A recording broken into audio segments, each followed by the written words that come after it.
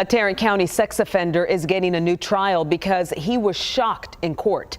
He was wearing a stun belt, which works like a shock collar. It's used to stop defendants if they get violent. But in this case, News 8's David Goins reports the judge went too far. Judge George Gallagher's courtroom is quiet Wednesday, but the very real aftershocks from a case 4 years ago are about to land here again. A Texas Court of Appeals says Judge Gallagher misused a court-issued stun belt against a defendant. This is the belt used in Tarrant County courtrooms. It wraps around a defendant's leg. It also delivers an 8-second, 50,000-volt shock to the person wearing it.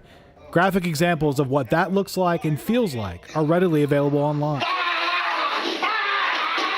In Texas courtrooms, the belt is only supposed to be used to subdue a potentially violent defendant. The jury has assessed a term of confinement in the Texas Department of Criminal Justice. Instead, the Court of Appeals says Judge Gallagher used the shock belt 3 times on a defendant who, according to the judge, continued making outbursts. That defendant, Terry Lee Morris, ended up being convicted by a Tarrant County jury of sexually assaulting a child in 2014, even though Morris never got to face the jury or his accuser. Here's why. After being shocked the first time, a transcript shows Judge Gallagher asked the defendant, "Are you going to behave?" To which Morris replied, "I have a history of mental issues." "Hit him again," Gallagher ordered a deputy. Morris says he feared for his safety and asked to leave the courtroom before his trial ever started.